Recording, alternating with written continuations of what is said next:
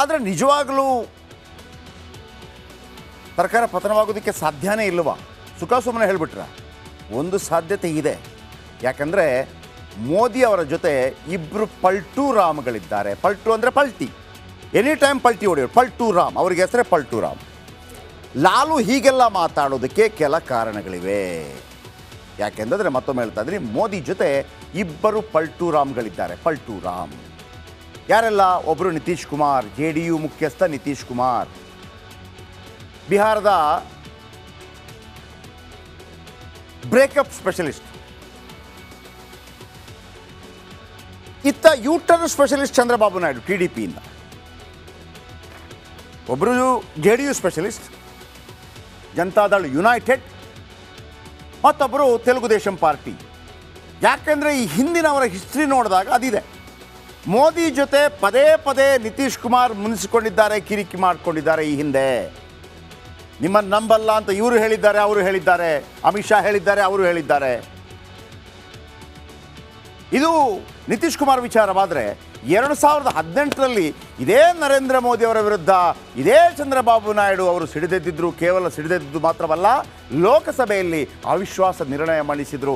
ಅದರ ಉಮೇದುವಾರಿಕೆಯನ್ನು ತೆಗೆದುಕೊಂಡಿದ್ದು ಇದೇ ಚಂದ್ರಬಾಬು ನಾಯ್ಡು. ಅವತ್ತು ಚಂದ್ರಬಾಬು ನಾಯ್ಡು ಹಾಕಿದ್ದ ಸವಾಲನ್ನು ಗೆದ್ದಿದ್ರು ಮೋದಿ. ಬದಲಾದ ಸನ್ನಿವೇಶದಲ್ಲಿ ಈಗ ಫ್ರೆಂಡು.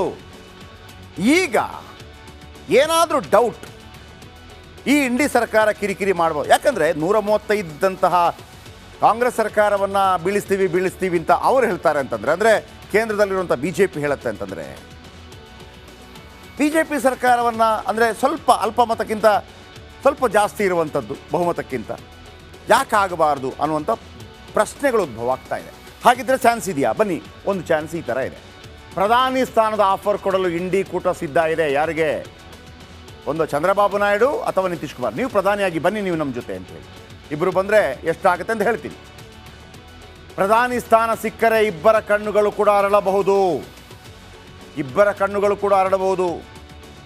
ಚಂದ್ರಬಾಬು ನಾಯ್ಡು ಅವರಿಗೆ ಒಂದು ಆಸೆ ಇದೆ. ಚಂದ್ರಬಾಬು ನಾಯ್ಡು ಎತ್ತ ಸಾಕ್ತಾರೋ ಪ್ರಧಾನಿ ಆಗ್ತೀನಿ ಅಂತೇಳಿ, ಅತ್ತ ಪವನ್ ಕಲ್ಯಾಣ್ ಕೂಡ ಹೋಗ್ತಾರೆ. ಅವ್ರದ್ದು ಆಂಧ್ರ ಪ್ರದೇಶದಲ್ಲೂ 21 ಸ್ಥಾನ ಇದೆ, ಅಲ್ಲೂ ಸ್ಥಾನ ಇದೆ, 2. ಹಾಗಾಗಿ ಒಂದು ವೇಳೆ ಇಂಡಿ ಮೈತ್ರಿಕೂಟ ಇಂಥ ಆಫರನ್ನು ಮುಂದಿಟ್ಟರೆ ಮೋದಿ ಅವರಿಗೆ ಸರ್ಕಾರ ನಡೆಸೋದು ಕಷ್ಟವಾಗಬಹುದು.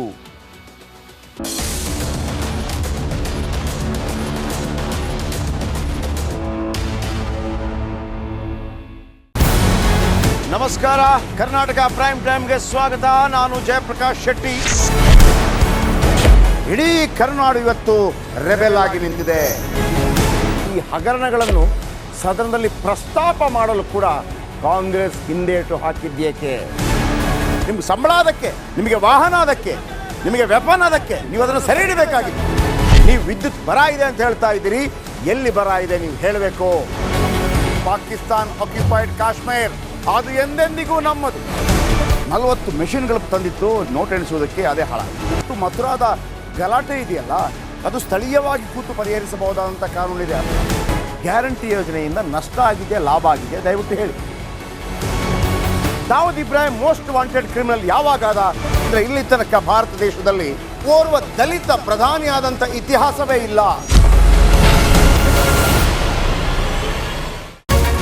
ರಿಪಬ್ಲಿಕ್ ವರ್ಲ್ಡ್ ಆಪ್ ಇದು ಕೇವಲ ಅಪ್ಲಿಕೇಶನ್ ಅಲ್ಲ, ಸಮಗ್ರ ಸುದ್ದಿಗಳ ಸಂಪರ್ಕ ಮಾರ್ಗಕ್ಕೆ ಕ್ರಾಂತಿಕಾರಿ ಬದಲಾವಣೆ.